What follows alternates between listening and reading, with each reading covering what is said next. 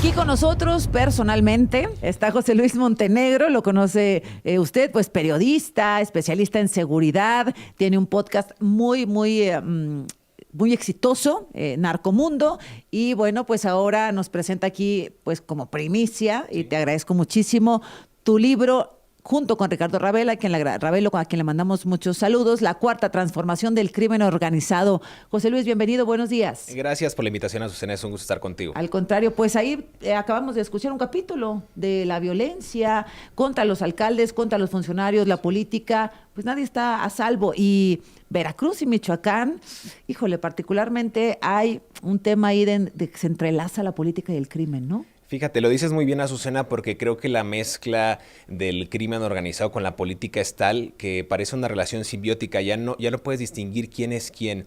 Quién opera en el estado de Michoacán, quién opera en el estado de Sinaloa, en el estado de Guerrero. No precisamente son los alcaldes electos. Muchos de ellos llegan con la venia o con la bendición o con el favor de los capos de la droga, y muchos otros, los que no se someten, como el caso que acabamos de escuchar, tienen que estar bajo resguardo o bajo medidas cautelares para preservar su seguridad. Es lamentable lo que está pasando. Y entre comillas, fíjate, porque ¿qué pasó con Manso, Sí. José Luis? ¿Qué dicen ahora? Pues que fue vulnerado desde adentro. Sí. O sea, tenía 26 escoltas, guardias nacionales, policías municipales de Uruapan, y resulta que quien estaba traicionándolo estaba adentro. Sí. ¿Quién nos protege? ¿Quién protege a los políticos Y a los ciudadanos. ¿Y quién protege a los ciudadanos? Ajá. Mucha de la policía, que lo hemos comentado aquí en tu espacio, Azucena, ha sido cooptada por el narco. En el caso de los Viagras, los Blancos de Troya, que están en Michoacán, que pagaban inclusive 2,000 pesos y 2 botellas de whisky para que liberaran a los capos, están inscritos en tarjetas de seguridad que presentamos aquí en tu espacio, 81 tarjetas del Centro Nacional de Inteligencia, y las autoridades no hacen absolutamente nada. Vimos el caso que ya fue, descorrieron ese velo en torno al asesinato de Carlos Manso, que la recompensa por asesinar al alcalde de manera artera, de manera cobarde, era de 2 millones de pesos, que lo pagaba el cártel Jalisco Nueva Generación. Entonces, ¿en manos de quién está la seguridad del país si los propios policías estatales también están coludidos con el narco o dan el pitazo, como se dice coloquialmente? ¿Quién protege a esos ciudadanos que pues viven de a pie todos los días en estos estados? Azucena. Ahora, dices, José Luis, los alcaldes están cooptados por el crimen organizado y amenazados. O sea, híjole, los alcaldes, la verdad es que hay mucho amor a la patria en los casos en que a los alcaldes en serio quieren hacer algún cambio en su comunidad, porque son el eslabón más débil, más peligro, corren sus familias, están ahí cerca de los narcos, se conocen, ¿no? Porque pues crecieron mucho y juntos. los gobernadores los castigan muchas veces, Ajá. que son a veces de otro partido, con el tema del presupuesto, y ellos con lo poco que tienen tratan de acoplar o armar sus propias guardias civiles, como lo hacía Carlos o hacerse Manso. como que no ven. No veo y no escucho. Exactamente. ¿No? Y esos, bueno, pues les va como a Carlos Manso, como a otros alcaldes. Y los otros los pusieron los criminales o son criminales en el poder, porque también ya llegamos a ese punto, ¿no? No solamente te pongo a ti personaje A, personaje B en esta alcaldía, sino que ya es parte de mi cartel y ya están ahí. Pues el caso más emblemático de un cártel creado al amparo del poder público es La Barredora, con Adán Augusto, con este personaje, Hernán Bermúdez Requena, que se empodera, crean esta asociación, esta alianza al más alto nivel en Tabasco, inclusive cuando el propio Adán Augusto es secretario de Gobernación, pues esta organización es pujante, sale avante ante cualquier contrariedad y tiene la venia pues prácticamente del gobierno estatal, y a su vez un guiño parecería también del gobierno federal a través de la Secretaría de Gobernación. Entonces no es fortuito, todas las relaciones entre entre narco y Estado tienen esa gran, digamos, fraternidad o cercanía. Y esa dificultad para poder saber dónde termina uno y el otro en muchos estados. Ahora, no es nuevo, tampoco no nos vamos a leer la mano, porque bueno, pues antes el PRI, pues no sé el PAN, o sea, no sé si hay alguna información concreta, pero bueno, tantas décadas del PRI gobernando que evidentemente pues había cierta relación, se dice, bueno, que pactaban, que platicaban, tú te mueves por acá, tú por allá, para evitar guerras, etcétera, en territorio. Luego Felipe Calderón pues hace como lo contrario. No es nuevo, pero es diferente, José Luis, a partir de este gobierno de la Cuarta Transformación.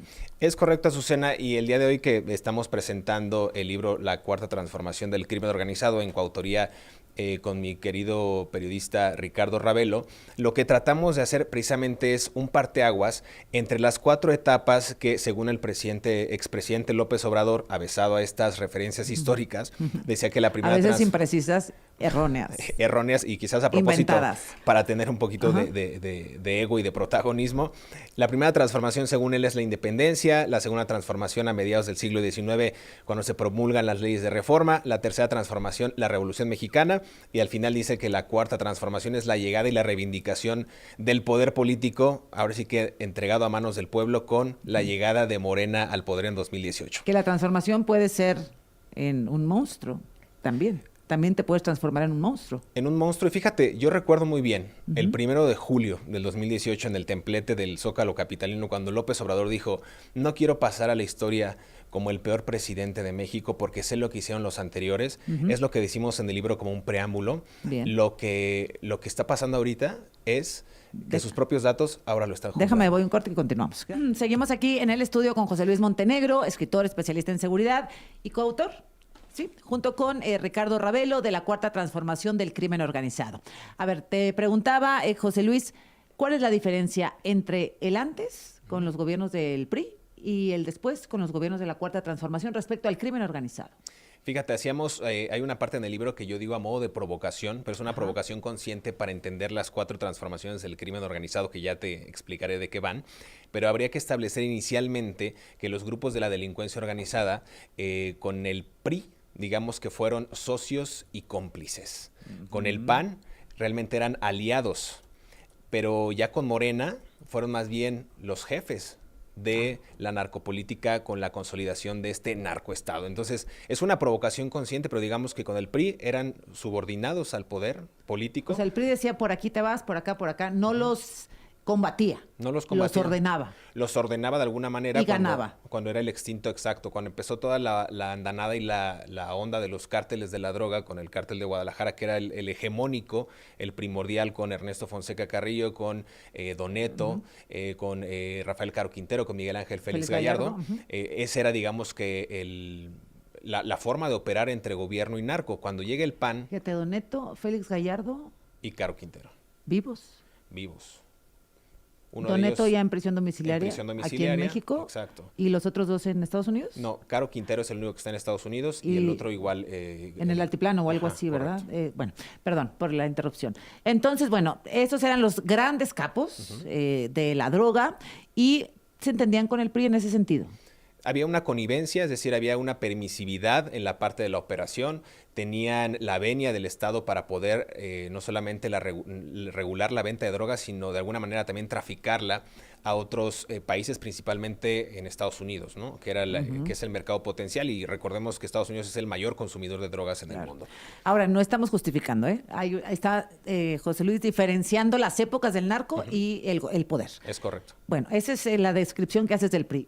El PAN, Fox y Calderón. El PAN, fíjate que hay una situación muy interesante porque de manera histórica, digamos que el PAN se convierte en un socio, pero también en un cómplice del crimen organizado. Y creo que el ejemplo más claro de esta complicidad compartida es el exsecretario de Seguridad Pública del gobierno de Felipe Calderón, Genaro García Luna, quien está más que comprobado que tuvo nexos con el cártel de Sinaloa, con el cártel de los Beltrán Leiva, y de ahí se convierte... digamos, en el primer intento del narcoestado mexicano, es decir, la convivencia, el aval, la permisividad y además la creación de más grupos criminales, porque recordemos que, sí, como decía la presidenta Claudia Sheinbaum, que la guerra contra el narco la inició Calderón, pues sí, a 11 días de haber asumido el cargo empieza a detonar estos ataques dirigidos a ciertas organizaciones, digamos, favoreciendo a otras, y empiezan a surgir nuevos cárteles, ¿no? Es decir, empiezan a surgir Familia Michoacana, o se empoderan más Familia Michoacana, Cártel Jalisco Nueva Generación, Guerreros Unidos, que hoy vemos que está dominando prácticamente una parte del estado de Michoacán, de Guerrero y otras tantas con sus alianzas, y empieza, insisto, a haber mayores destellos sobre la criminalidad en México, al grado que los cárteles y los capos ven que tienen mucho más poder que el propio Estado y empiezan así a corromper a cada uno de los municipios. Ahora, en el PRI también había funcionarios relacionados con el crimen organizado. Totalmente, ¿no? totalmente. Es decir, Genaro García Luna también, pero en el PRI también. La diferencia es que A ver, si tú me corriges. En el gobierno, los gobiernos panistas, ¿los criminales le dieron la vuelta al gobierno? Exacto.